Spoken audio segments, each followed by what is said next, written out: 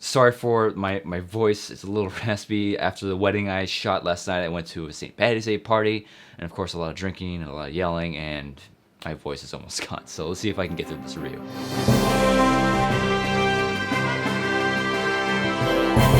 Beauty and the Beast is directed by Bill Condon and stars Emma Watson and Dan Stevens, and is the most recent live-action adaptation of a Disney animation classic. If you don't know already, this movie is about a prince who gets cursed along with everybody else in his castle, and the only way to end the curse is through true love. Enter Emma Watson's character, Belle. Being a 90s kid, I grew up with animated movies like the original, and though Beauty and the Beast isn't my favorite Disney classic, it is for a lot of people. And like I was with the live-action adaptation of Cinderella, I found myself enjoying a lot about this film. First off, the cast is brilliant. There are some very good performances, and not only with the acting, but with the singing and the performing as well. Emma Watson is great as Belle. It's been a while since I've seen the animated movie, but I remember Belle being a very smart and independent young woman, and I think Emma Watson does that character justice. Other standouts for me were Luke Evans as Gaston, and surprisingly Josh Gad as LeFou, who caused a big uproar on the internet because it turns out his character is Kay. If you go see this movie, it's not that obvious that he is, so I really don't see the problem.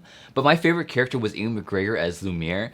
Sometimes with animated characters, you can't help but not hear anything but the actor's voice. That's not the case with Ewan McGregor in this role. I really want to see behind the scenes footage of him in his recordings and see how into the character he gets. This is also a beautiful looking film. The art direction and the production design are a real highlight for this movie. There were several times where I felt like the locations were lifted straight from the original and brought to life in a way that kept the magic of the animation. But I think what I enjoyed most about this movie was the subtle changes they made to help freshen it up. They did add a few new songs, and there were a couple that I didn't care for, but there are some additions to Belle's character that I really liked. In the animation, they never really explore why it's just her and her father. Here they go into more depth about her mother, and it ends up being something that brings her closer to the Beast. There's also a scene where she teaches a girl to read, and she gets chastised for it, because reading isn't something a woman does in this time period, and I think it was things like that that really added something new to the story. I didn't really have any big problems with this film. The one thing I will say is that the CGI for the Beast isn't the best, and it was kind of distracting at times.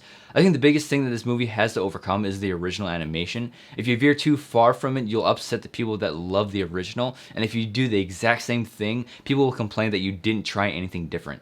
This adaptation does lean more towards the latter. It's the same story, same songs, and it strikes the same beats, but that wasn't too big of an issue for me. The original is already a very successful and beloved classic that was nominated for Best Picture, something that's almost impossible to do these days. So if you're a fan of the original animation, I think you're really gonna like this live action retelling. I ended up liking it more than I thought I would. Seeing these characters brought to life and hearing these songs sung by actual human actors was really enjoyable, and I think this film had a nice amount of Disney magic. So I'm giving Beauty and the Beast 4 out of 5 stars.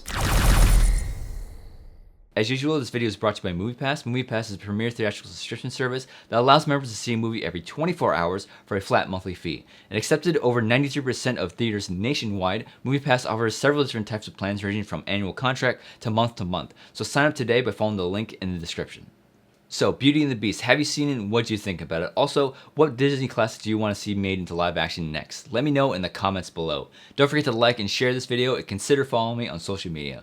If you're new to the channel, be sure to subscribe for more movie reviews as well as various other videos I do on this channel. As always, thank you for watching. If you like this, you can click right here and see more videos. Bye, Andrew. My throat hurts. Thanks for watching.